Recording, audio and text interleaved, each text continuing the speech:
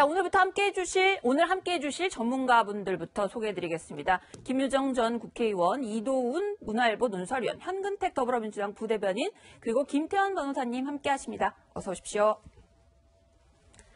자, 먼저 첫 번째 질문부터 드리기 전에 트럼프 대통령과 담판을 앞둔 김정은 무엇을 하고 있을까? 북한 보도를 일단 봤습니다. 어제는 부친의 생일이었는데요. 부친 생일을 마저 참배하는 모습이었습니다. 영상으로 확인해 보겠습니다.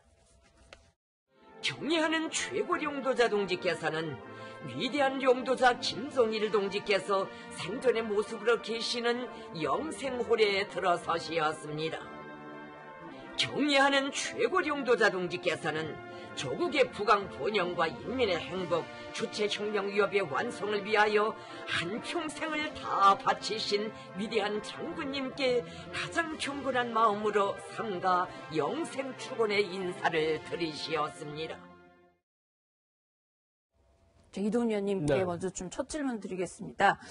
보면은 매년 저렇게 아버지 생일 되면은 고이 됐는데 아직까지도 유해라고 해야 되나요? 관이 안치돼 있나 보죠. 금수산 거의 네. 태양궁전에.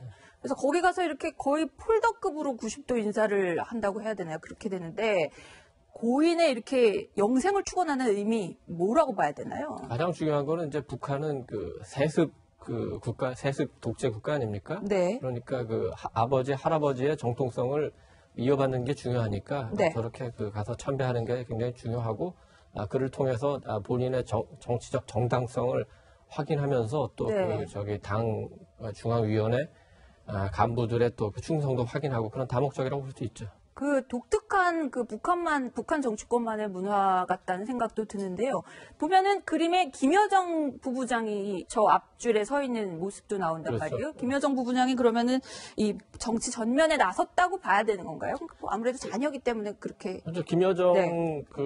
부부장도 일단 이제 김정은의 동생이고 네. 김일성의 손녀이자 김정일의 딸이니까 당연히 참여를 할 수 있습니다만 재밌는 거는 저기 좀 같이 참배한 사람 중에 리영식이라고 있는데 네. 이분이 원래 노동신문의 책임주필 사장을 했던 사람인데 네. 어제 발표로 보면은 중앙위 부부장 그리고 선전선동부 제1부부장이라고 발표를 했는데 이게 김여정의 직함하고 딱 같으네요. 같습니다. 선전선동부 부부장. 두 사람이 아마 같은 역할을 할 수도 있겠지만 지금 보면은 이제 곧 베트남에서 미국 2차 정상회담도 열리지만 네. 올해 보면은 굉장히 북한에서 대외적인 활동이 많을 것 같아요. 그래서 아무래도 김여정이 그동안 오빠 김정은의 비서 역할에 충실했는데 어쩔 수 없이 네. 더 역할이 많아지고 그럼에 따라서 약간 대외 직함이 달라질 수도 있겠다 이렇게 생각할 수도 있겠습니다. 네. 자, 근데 이제 김정은 위원장 과연 언제 베트남에 가느냐, 이걸 가지고 이제 외신들도 굉장히 관심이 많은데, 현근택 부대변인님께 좀 여쭤봐야 되겠습니다. 27일이 지금 정상회담 날짜로 잡혔는데, 25일 날 먼저 간다 이런 보도가 지금 로이터에 나오고 네네. 있어요, 외신에. 왜 먼저 가는 이유는 또 뭐라고 봐야 되나요?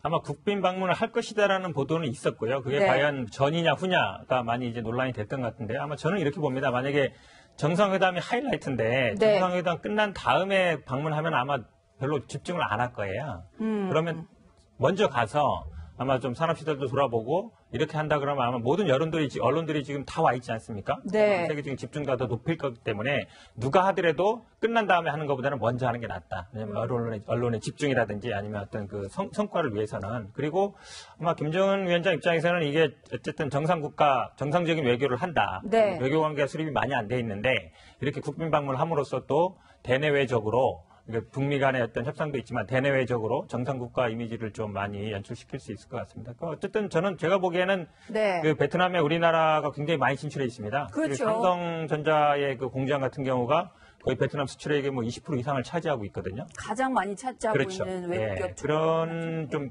산업 시설이라든지 아니면 베트남의 발전된 시설을 좀 보면서 결국은 아까 말씀하신 것처럼 정치적인 정통성은 아버지로부터 이어받았다는 걸 볼 수 있지만 어쨌든 인민들이 먹고 사는 문제를 해결해야 되거든요. 네. 결국 경제 문제 해결 안 하면 이게 결국 안정적으로 가기가 어렵습니다. 그래서 베트남의 좀 개혁 개방과 미국과의 어떤 국교 정상화로 발전된 경제 모습을 보면서 좀 따라갔으면 좋겠습니다. 네. 베트남이 원래 앞서서 미국 정상회담 앞서서 김정은이 오는 걸 조금 부담스러워했던 게 사실이에요. 왜냐면은 네. 지난 2월 13일이 그 김정남 암살 딱 2년 되는 날입니다. 아, 그렇군요. 근데 베트남 입장에서 보면은 그 김정남 암살에 그 북한 정권에서 베트남 여인을 이용했는데 네, 네. 바로 그때에 맞춰가지고 지금 북한 지도자를 국빈으로 맞이하는 게 과연 옳으냐? 베트남 외교에서는 아마 그런 그 가능성 얘기했을 수도 있죠. 내부 여론은 조금 안 좋을 수도 그렇습니다. 있겠네요. 그래서 처음에 아마 그 하노이가 아니라 다낭으로 가는 문제도 베트남 내에서도 그런 얘기가 나왔습니다. 하노이로 오면은 그게 수요일 목요일인데 하노이 시민들 출퇴근 여러 가지 경제 활동에 불편이 많을 수 있으니까 다낭이 어떠냐는 얘기가 베트남에서 나왔었고 네. 또 저기 주석이 외국에 있기 때문에 김정은을 만나기 어렵다는 얘기도 나왔었는데 근데 어쨌든 북한하고 베트남은 특수한 관계는 분명합니다. 전 세계에 스스로 공산국가를 자임하는 국가가 이제 5나라밖에 안 남았어요.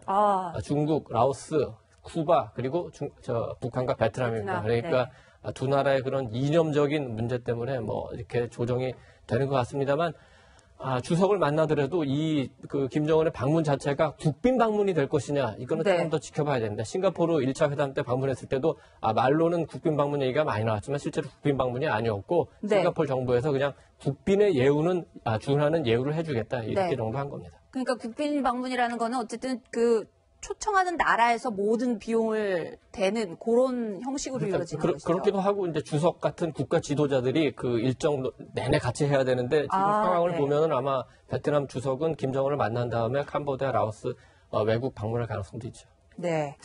자, 어제 베트남에서는 김정은의 집사로 불리는 사람이죠. 김창선 국무위원회 부장이 베트남 현재 도착한 모습이 포착이 되기도 했습니다. 김유정 의원님, 보통 김창선 같은 경우에는 지난번 싱가포르 때도 그렇고 집사기 때문에 아주 시시콜콜한 심지어 뭐 화장실이나 뭐 이런 문제까지 쭉 다 챙겨서 가는 그런 동선까지 다 준비를 한다고 하는데요. 김창선이 갔다는 얘기는 어쨌든 뭐 본격적으로 준비한다고 봐야 되지 않겠습니까? 그렇죠. 언제 열리느냐에서 뭐 굉장히 여러 가지 얘기가 있었습니다만 결국 열흘 앞으로 다가왔잖아요. 날짜가 그렇게 많은 것도 아니죠, 사실상. 그래서 아마 이제 본격적으로 의전 경호 이런 문제들을 논의하게 될 것 같은데요. 또 싱가포르에서도 충분한 역할을 했었기 때문에 아마 이번에도 먹을 것부터 소위 화장실 공수 얘기까지도 나왔었으니까 그런 얘기들이 충분히 논의가 될 것 같고요. 그리고 이제 아마 이 2차 북미회담을 앞두고 투트랙으로 진행을 한다는 거죠. 의제 문제와 또 이 의전 문제 두 가지 나눠서 지금 진행이 되고 있는데 비건 대표와 김학철 그리고 이제 이 김창선 부장이 가서 또 진행을 하게 되는 건데 아마 이제 이 안에는 그 베트남의 이제 국빈 방문이니까 리설주 여사도 아마 같이 동행을 할 거 아니겠습니까? 싱가포르에서는 이제 멜라니아 여사와의 만남이 불발됐지만 이번 2차 회담에서는 아마 그 부분까지도 상당히 주목되는 그 두 영부인의 만남이 또 어떻게 진행이 될 건지에 대해서도 국제적인 관심이 매우 높을 거라고 생각을 하고요. 그런 동선까지도 고려해서 진행이 될 것 같고 또 하나는 앞서 두 분 다 말씀하셨듯이 베트남 경제 발전 그리고 적대 국가였던 미국과 나중에 수교를 하고 또 미국의 제재가 풀리면서 서방국의 지원까지 되면서 베트남 경제가 굉장히 활성화되고 비약적인 도약을 했었는데 그런 것에 대해서도 지난번 이용호 외무상도 가서 또 들여봤던 것도 있고요. 그래서 아마 어디를 방문할 것인가, 아까 삼성전자 얘기도 나왔습니다만은 그 방문할 곳들을 또 정하는 그런 부분들까지 아마 굉장히 세세하게 이번에 김창선 부장이 고민하면서 하지 않을까 이렇게 생각합니다. 자, 그런데 하여튼 열흘밖에 안 남았는데 지금 풀어야 될 문제, 비핵화가 가장 중요한데요. 이 문제를 둘러싸고는 도대체 양국 간에 무슨 얘기가 오가는지 굉장히 궁금합니다.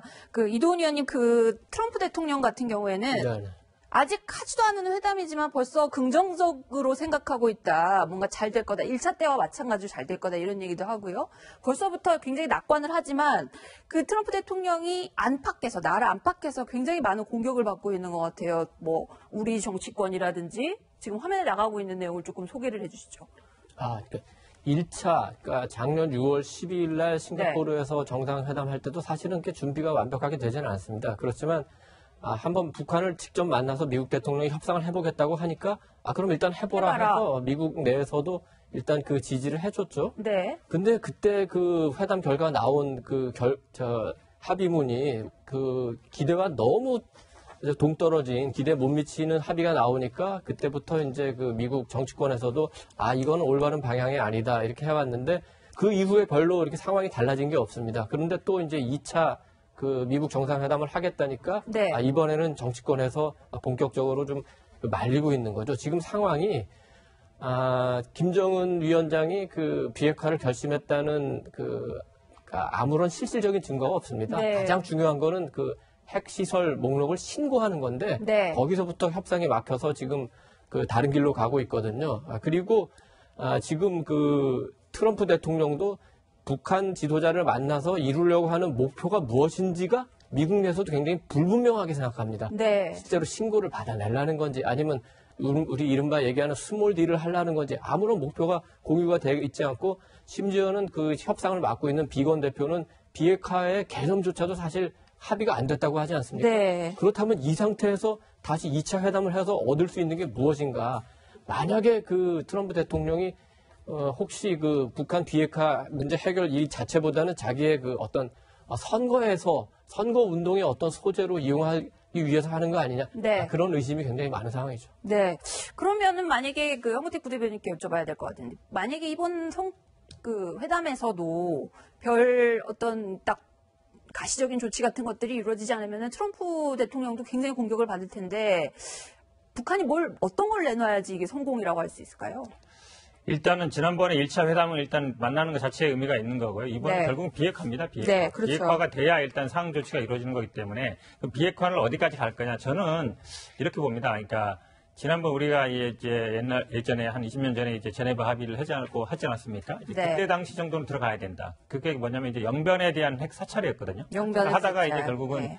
어디까지 사찰을 할 거냐 말이 옥신각신 하다가 이제 깨졌는데 네. 물론 뭐 외부적인 상황도 있었지만 그러면 핵심적인 거는 북한 핵의 시작은 영변에서 시작된 거예요. 어쨌든 거기서 플루토늄 추출하고 핵물을 단지긴 보냈기 하죠. 때문에 네. 그러면 결국 영변 핵시설에 대한 최소한 신고라든지 아니면 앞으로 사찰 어떻게 하겠다 이거는 들어가야 되는 거거든요. 네. 저는 그 부분이 저는 핵심이다 보고요. 물론 뭐 ICBM이라든지 영변 이외의 시설이라든지 아니면 동창리 뭐 다른 데도 있지만 일단 영변 부분은 반드시 들어가야 된다 보고요. 그다음에 네. 그럼 만약에 상응 조치가 뭐냐라고 봤을 때 영변을 사찰하거나 아니면 뭘 이렇게 그 리스트를 제출한다는 얘기는 과거로 돌아가는 얘기인데 저는 우리 측에서도 그 뭐 유엔 예전에 제재 예우를 인정받았던 금강산이라든지 아니면 뭐 개성공단 네. 개성공단이 힘들면 금강산만이라도 금강산은 어쨌든 실질적으로 어떤 대규모 적이 들어가는 게 아니기 때문에 이 정도 행동 대 행동으로 어느 정도 상호 검증할 수 있는 게 들어가야 된다. 사실은 비핵화 조치와 상응 조치 물론 이제 뭐 종전선언과 아니면 상호 연락법 삼을 수 있겠지만 네. 그거는 어쨌든 실질적인 행동이 필요한 건 아니거든요. 네. 지금의 모든 언론이라든지 미국 주하에서 관심을 갖는 거는 실질적인 진척이 없다. 실질적인 진척이라는 건 어떤 이게 외부적인 선언보다는 네. 실제 행동으로 들어가야 되는데 그 부분에 대해서 굉장히 이제 미국 언론이라든지 되게 불신이 많은 것 같아요. 20년, 30년 동안 북한에 회담했던 분들도 달라지지 않는다. 네. 실질적으로 그럼 비핵화 의지가 있느냐 이거에 대해 의심하는 건데 그러려면 북한이 이번에 뭔가 행동으로 나올 수 있는 네. 실제로 어쨌든 그런 비핵화 조치에 한 발짝이로 들어가야 된다. 저는 그게 가장 중요한 관건이라고 봅니다. 뭐 김정은 위원장 입장에서는 급한 게 없어 보이지만 트럼프 대통령은 뭔가 성과를 계속 내야지 내년 선거하고도 또 연관이 되고 해서 그런지 굉장히 급한 것 같은데 미국의 주류 언론들도 트럼프 대통령에 대해서 굉장히 비판적으로 얘기를 합니다. 특히 문재인 대통령까지 끌어들여가지고 미국의 유력 일간지 같은 경우에는 문재인 대통령의 그 조언을 듣고 트럼프 대통령이 오판을 했었다. 지난번 싱가포르에서도 오판을 했고 그 조언을 계속 들은 바람에 지금 어떤 비핵화 같은 진도가 안 나가고 있다 이런 얘기들을 하고 있는데요. 문 대통령의 조언을 트럼프 대통령이 받아들인 게 오판이라고 봐야 되나요? 김주영 의원님 어떻게 보십니까?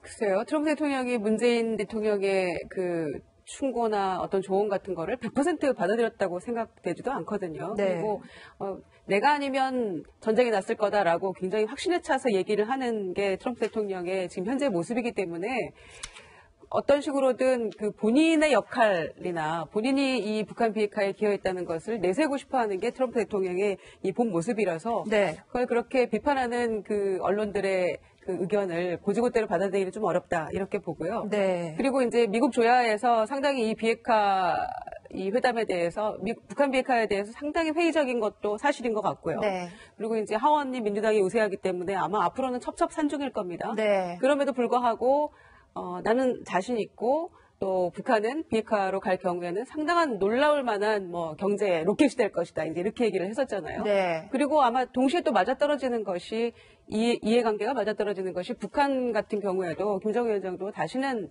허리띠 졸라매는 일 없도록 하겠다라고 이 경제 부분에 대해서 굉장히 이 북한 그 인민들에게 희망을 주는 메시지를 네. 작년 올해 계속하고 네, 있거든요. 그렇죠. 그래서 트럼프 대통령도 또 김정은 위원장도 이제는 서로 사실은 이 지점에서 협력하고 또 뭔가 성과를 100%는 아니더라도 끌어내지 못한다면 아마 내년 대선 앞두고 트럼프 대통령 굉장히 어려움에 처할 것이고요. 그리고 네. 김정은 위원장도 마찬가지라고 생각합니다. 네. 그래서 최소한의 영변 핵시설에 대한 소위 그 명확한 그 신고와 사찰 검증이 돼야 되고요. 그리고 네. 이제 폼페이오 장관이 그 방북했을 때 얘기 나왔던 플루토늄이나 농축 우라늄 부분에 대해서도 네. 신고하고 폐기하고 검증하겠다. 이 부분에 대해서는 이후에 조금 더 이 스텝 바이 스텝으로 나가야 된다고 생각하고요. 네. 그래서 한꺼번에 모든 거를 다 이룰 수 있을 것이다 라고 하는 기대감은 이번 2차 북미 정상회담에서도 갖기는 어렵겠지만 적어도 지금 양쪽의 정상이 그 내부에서 기대하는 것 그리고 그 비판 세력들을 그 무릅쓰고 이 네. 회담을 추진하면서 그렇죠. 아무런 성과도 얻지 못한다면 정말 곤란에 처할 것이기 때문에 네. 최소한의 것들은 얻어내고자 실질적인 성과를 위해서 노력을 할 것이다 이렇게 생각합니다. 싱가포르 회담 때도 네. 직전까지 이런 의제에 대해서 논의를 했었기 그렇죠. 때문에 네. 아마 끝까지 이 부분에 대해서는 이 고민과 논란과 그 결론을 내기 위해서 노력할 거라고 생각합니다. 네, 이도훈 의원. 그 미국 주류 언론에서 이렇게 나오는 건 사실 굉장히 그 심각한 건데 네. 그 이제 이유는 뭐냐면은 작년 2월에 우리 그 정의용 안보실장이 평양 가서 김정은 만난 다음에 네. 워싱턴 가서 이제 백악관에서 그 직접 발표를 하지 않았습니까? 그렇죠. 로즈가든에서 바로 자기가 그렇습니다. 그래서 정 그 실장이 북한이 그 발표했죠. 핵 포기 의사가 있다고 발표하면서 이제 이 모든 과정이 시작이 된 건데 네. 또 중간에 그 문재인 대통령도 직접 그 특히 유럽에서 북한이 그 비핵화할 의지가 있으니까 제재를 완화해달라 이런 식으로 쭉 해왔습니다. 그런데 그 미국의 전문가들은 굉장히 거기서 회의적이었고 그래서 중간에 한 작년 말쯤부터 페이크 디플로머시, 그러니까 가짜 외교죠. 이런 용어가 나왔는데 네. 그게 무슨 뜻이냐면은 한국 정부도 북한이 비핵화하지 않을 걸 잘 알면서 비핵화한다고 대외적으로 얘기하는 거 아니냐 이런 지적을 했던 거거든요. 네. 그래서 아마 그런 불만이 누적돼가지고 이제 결국 이런 보도까지 나왔는데 굉장히 좀 심각한 상황입니다. 이렇게 되면은 이제 2월 27일 그 정상회담까지는 어떻게 넘어간다 하더라도 네. 거기서 이제 큰 성과가 못 나온다면 아마 주류 언론들이 또 지금 문재인 대통령을 대놓고 이렇게 비판하는데 이런 현상이 굉장히 가속될 가능성이 있고 그러면은 네. 그 미국 민주당이 장악한 하원에서 안보 경제적인 측면에서 특히 통상적인 측면에서 우리 정부한테 여러 가지 그 압력을 가할 가능성이 있어요. 지금 말씀하신 이 칼럼에 그런 부분들이 이미 굉장히 많이 들어 있습니다. 네. 그래서 우리 정부가 조금 더 이거 신중하고 조금 적극적으로 대응할 필요가 있다 이렇게 생각합니다. 네, 한부대변님. 제가 영어는 잘 못하지만, 그러니까 요즘은 이제 워낙 번역기가 좋아가지고, 이제 구글 통해가지고 이제 외국 언론도 보는데, 일본 언론도 보고 그러는데, 네. 사실 1차 회담 때도 그 미국 조야란 특히 언론 부분은 그렇게 우호적이지는 않았어요. 네. 북한에 대한 불신이 기본적으로 미국 언론이라든지 정치인들이 많이 갖고 있습니다. 그동안 회담 네. 오랫동안 해왔기 때문에. 네. 그럼에도 불구하고 사실은 그렇다고 해서 계속 현재 어쨌든 대결과 아니면 제재 상황을 유지할 거냐 이 부분에 대해서 이제 들어간 거거든요. 그래도 회담을 만나서 회담을 하고 어쨌든 남북 간에 지금 완전히 어떤 군축까지는 안 들어갔습니다만 JC 도 하고 그다음에 이제 GP도 철수하고 있지 않습니까? 이런 네. 상황을 본다 그러면 저는 물론 당연히 북한에 100% 신뢰할 수 없다고 봐요. 그동안의 네. 신뢰를 보면. 그래도 하나씩 검증에 들어가면서 회담을 해야 된다. 만나야 됩니다. 네. 안 만나고 할 수 없는 거거든요. 네. 너 믿을 수 없으니까 내가 만나. 너 너대로 가. 난 나대로 가면 사실 달라지는 게 하나도 없어요. 네. 그나마 그래도 회담을 하고 남북 간에 회담을 하고 북미 간에 회담을 했기 때문에 여기까지 왔다. 물론 네. 당연히 말씀하신 것처럼 북한의 비핵화는 끊임없이 검증을 해야 돼요. 지금 네. 북한도 어쨌든 검증하라는 얘기를 하잖아요. 네. 검증은 들어가야 되지만 그 검증을 하기 위한 단계가 어느 날 갑자기 찾아오지는 않는다는 거죠. 끊임없이 노력하고 대화하고 협상하고 뭔가 주고받으면서 그 단계를 나아가야지 그런 어떤 회의론이 있기 때문에 네. 안 된다라는 건 저는 아니라고 보고요. 그나마 이까지 온 것. 그리고 앞으로 당연히 저는 기대도 있고 우려도 있습니다. 하지만 그거를 살려나가야 된다. 이건 우리 운명이거든요. 네. 북한과 방금 말씀하신 것처럼 뭐 비핵화 인정한다. 우리 아마 정부 중에서 우리나라 국민들 중에서 북한 비핵화 인정할 사람 아무도 없어요. 설령 미국이 만약에 비핵화 용인한다 해도 우리는 당연히 안 된다라고 할 겁니다. 핵보유를 용인하는 그렇죠. 거예요. 그러니까 비핵화 죄송합니다. 네. 그런 우리 생존의 문제고 남북 간의 어떤 이 군사적인 긴장이라든지 분단이 우리의 문제이기 때문에 네. 우리는 어떤 식으로든 이걸 끌고 가서 해결해 나가야 된다. 그러려면 만나야 되고 북미 간의 회담도 해야 되고 북미 간의 회담 이후에 또 남북 간의 회담도 이어가야 된다. 그건 우리가 어쩔 수 없는 숙명이라고 봅니다. 네. 어쨌든 핵담판까지 열흘 정도 남았는데 아직 해결해야 될 난관들은 꽤 많아 보입니다.